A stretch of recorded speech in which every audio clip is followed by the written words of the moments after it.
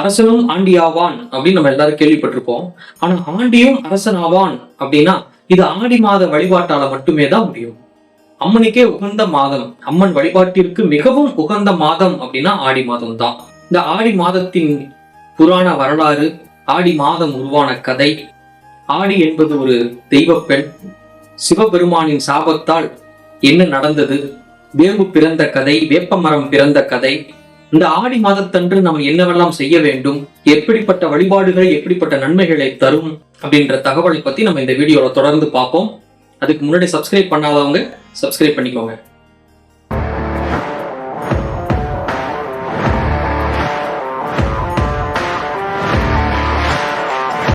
எல்லா மாதத்திலும் பாத்தீங்கன்னா ஏதாவது ஒரு கிழமை இல்ல ஏதாவது ஒரு நட்சத்திரம், ஏதாவது ஒரு திதி தான் ரொம்ப சிறப்பா இருக்கும்.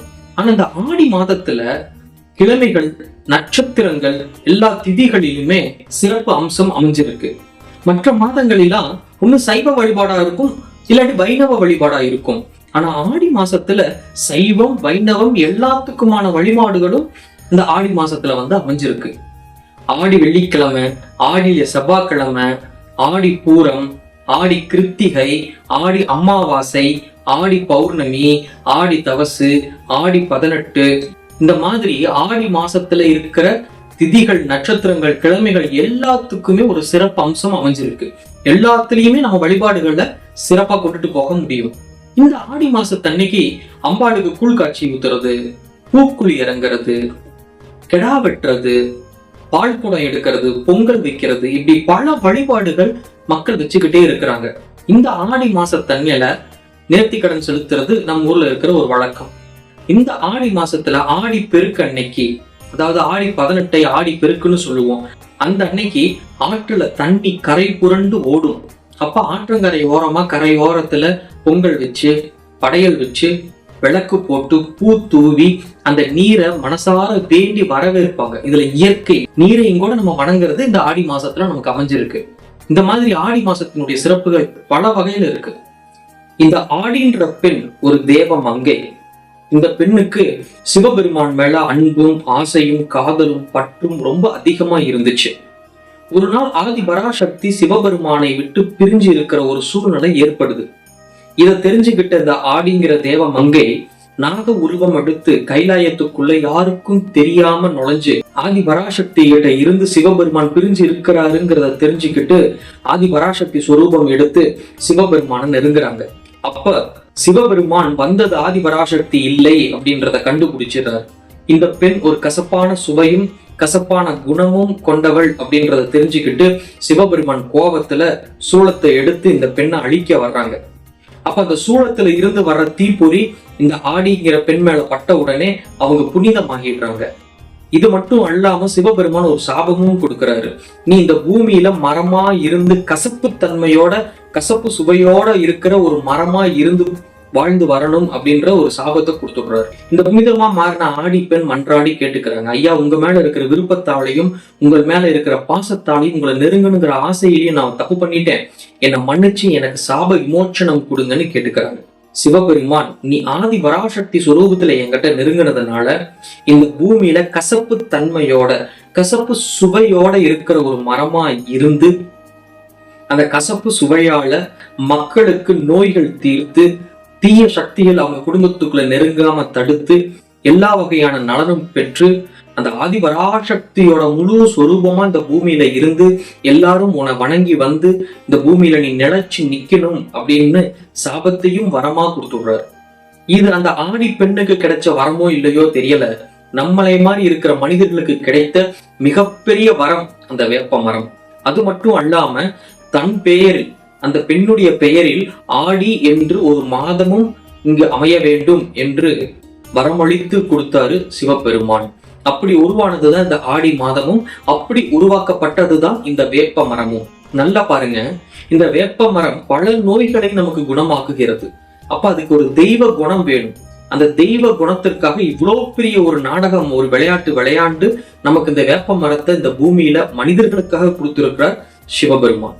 ஆடி மாதத்தில் அம்மையும் பறக்கும் அப்படின்ற ஒரு பழமொழி கேள்விப்பட்டிருப்போம். ஆடி மாதத்தில் அம்மி பறக்கும்னு நம்ம சொல்லுவோம். ஆனா ஆடி மாதத்தில் அம்மையும் பறக்கும். அதாவது அம்மை போன்ற தொற்று நோய்கள், எல்லா வகையான தொற்று நோய்களும் காத்துல ரொம்ப வேகமா பரவும். அப்ப அது உடம்புல ஒரு தீராத வியாதியை உருவாக்கி இருக்கும், தோல் நோயை உருவாக்கும். இந்த மாதிரி பல நோய்கள் மக்களுக்கு பரவருக்கு வாய்ப்பு இருக்கிறதுனால இந்த வேப்ப மரத்துல இருக்கிற வேப்பம் இலைய உடைச்சு வீட்டுக்கு முன்னாடி தொங்க விட்டா எந்த வகையான கிருமிகளும் வீட்டுக்குள்ள நுழையாது. அதே மாதிரியே ஆடி பட்டம் தேடி விதைன்னு ஒரு பழமொழி சொல்லியிருப்பாங்க. ஆடி பட்டத்துல நம்ம விதைய விதைச்சோம்னா அது தை மாசம் நாம் அறுவடை செய்யும் பொழுது மிகுந்த மகசூலை கொடுத்து நல்ல வெள்ளாமையையும் கொடுக்கும் அப்படிங்கிறது ஒரு ஐதீகம். அப்ப அந்த ஆடி பட்டத்துல நம்ம எல்லாம் விதைக்கிறதுனால எல்லாரும் கையில இருக்கிறதெல்லாம் செலவு பண்ணி விதைக்க ஆரம்பிச்சுடுவாங்க. கையில யாருக்கும் காசு இருக்காது. அதனால அத்தியாவசியமான பொருட்களை தள்ளுபடியில் அந்த மாதத்தில் கொடுக்க ஆரம்பிச்சாங்க. அதுதான் ஆடி தள்ளுபடி. ஆனா இன்னைக்கு இருக்கிற காலகட்டத்துல எல்லா பொருட்களையும் ஆடி தள்ளுபடின்ற பேர்ல அன்னைக்கு சேல் பண்றாங்க. இது இன்னைக்கு இருக்கிற வியாபார யுக்தியா மாறிடுச்சு. ஆனா அன்னைக்கு யாருக்கிட்டையும் காசு இருக்காதுன்னு சொல்லி அந்த ஆடி தள்ளுபடின்னு கொண்டுட்டு வந்து அத்தியாவசிய பொருட்களை தள்ளுபடியில எல்லாத்துக்கும் கொடுத்தா இருந்தாங்க. அதே மாதிரி ஆடி மாதம் கல்யாணம் ஆன புது தம்பதியர்களை பிரிச்சு வச்சிருப்பாங்க. 2 பேரும் ஒண்ணு சேரக்கூடாதுன்றத சொல்லி வச்சிருக்காங்க நம்ம பெரியவங்க. ஏன்னா ஆடி மாதம் கருவுற்றால் சித்திரை மாதம், அதாவது அன்னையிலிருந்து 10வது மாதமான சித்திரை மாதம் குழந்தை பிறக்கும். சித்திரை மாதம் வெயிலுடைய தாக்கம் அதிகமா இருக்கிறதுனால குழந்தைகளுக்கு தொற்று நோய், தொழு நோய் இந்த மாதிரி எல்லாம் வருவதற்கான வாய்ப்புகள் அதிகமா இருக்குதுங்கிறதுக்காகத்தான் ஆடி மாசம் திருமணமானவர்களை பிரிச்சு வச்சிருப்பாங்க. இப்போ ஆடி மாசத்துல இருக்கிற ஒவ்வொரு கிழமைகளிலும் திதிகளிலும் என்னென்ன சிறப்பு இருக்குதுங்கிறத நம்ம பார்ப்போம். ஆடி வெள்ளி 108 அம்மன்களுக்கும் சிறப்பு வாய்ந்த நாள் ஆடி வெள்ளிக்கிழமை. இந்த ஆடி மாசத்துல வர வெள்ளிக்கிழமை அம்மன் கோவில்களுக்கு போய் வழிபட்டு வர்றது மிகவும் சிறப்பு வாய்ந்தது. அந்த வெள்ளிக்கிழமை அன்னைக்கு அம்பாள் கோவில்ல கூழ் காட்சி ஊத்துறது ரொம்பவும் சிறப்பு வாய்ந்ததாக இருக்குது. ஆடி செவ்வாய்க்கிழமை அதே மாதிரியே அம்மன் கோவில்ல போய் வழிபாடு நடத்தி வர்றது ரொம்பவும் அருள் கிடைக்கிற ஒரு தினமா அமைஞ்சிருக்கு. ஆடி அமாவாசை. ஆடி அமாவாசையில முன்னோர்களுக்கு நம்ம திதி கொடுத்தோம்னா முன்னோர்கள் அதை சந்தோஷமா ஏத்துக்கிட்டு நமக்கு எல்லா வகையான அருளும் நலனும் தருவாங்க அப்படின்றது ஐதீகம். ஆடி அமாவாசைக்கும் திதி கொடுக்கலாம். அது முழுமையா போய் நம்ம முன்னோர்களுக்கு சேர்ந்துடும். ஆடிப்பெருக்கு. ஆடிப்பெருக்கு நீர்நிலைகள் நிறைஞ்சு வழிஞ்சு வர்றதுனால அந்த அன்னைக்கு வர்ற ஆற்றோரத்துல நீரை நினைச்சு மனசார கும்பிட்டு அவங்களுக்கு படையல் வச்சு தீபங்கள் காமிச்சு பூ தூவி மனசார வரவேற்கிற நாளாகவும் அது அமைஞ்சிருக்கு. அப்ப ஆடி மாசத்துல அம்மனுக்கு சைவ வழிபாடு, அதே மாதிரி முன்னோர்களுடைய வழிபாடு, ஆடி அமாவாசை, இயற்கையை வழிபடுவது, நீரை வழிபடுவது ஆடி பெருக்கன்று. அதே மாதிரியே ஆடி பூரம். ஆடி பூரம்ங்கிறது ஆண்டாளை வழிபடும் தினம். அந்த அன்னைக்கு கல்யாணம் ஆகாத பெண்கள் ஆண்டாள் கோவில்ல போய் கோந்து ஆண்டாள் பாசுரம் படிச்சு வர உடனடியாக திருமணம் ஆகும் அப்படிங்கிறது ஒரு ஐதீகம். அப்ப இதுல வைணவ வழிபாடும் வந்துடுது. ஆடி கிருத்திகை. ஆடி மாசம் வரும் கிருத்திகை நட்சத்திரத்துல எல்லா முருகன் கோவில்களையும் சிறப்பு அபிஷேகம், சிறப்பு வழிபாடு நடைபெறும். இந்த ஆடி மாசம் வரும் கிருத்திகை அன்று அம்பாள் முருகரிடம் இருந்து அருள் பாலிப்பார் அப்படின்றது ஒரு ஐதீகம். அதனால எல்லா முருகன் கோவில்களையும் ஆடி கிருத்திகை அன்று சிறப்பு வழிபாடுகள் நடக்குது. அடுத்து வரலட்சுமி நோன்பு. ஆடி மாசம் வரலட்சுமி நோன்பு எல்லாருமே கடைபிடிச்சு வர்றாங்க.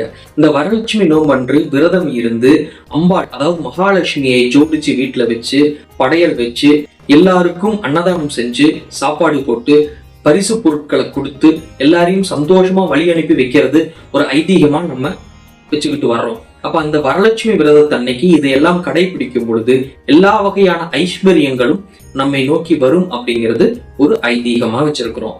இந்த ஆடி மாசத்துல எல்லா வகையான வழிபாடுகளும் எல்லா திதிகளிலும், எல்லா நட்சத்திரங்களிலும், எல்லா கிழமைகளிலும் இருக்கிறதுனால நம்ம திருமணம் போன்ற சுப காரியங்களை விட்டுட்டு அம்பாளுடைய தெய்வங்களுடைய அருளை பெற்று அந்த தெய்வங்கள் வழிபாடுகள் மூலியமா எல்லா வகையான அருளையும் பெற்று நாம் சந்தோஷமாக வாழ வேண்டும் என்று நம் முன்னோர்கள் சொல்லிட்டு போயிருக்கிறாங்க. அதுக்குதான் ஆண்டியும் அரசனாவான் இந்த ஆடி மாத வழிபாட்டால் அப்படின்றது நம்ம ஊர்ல இருக்கிற ஒரு ஐதீகம். நன்றி.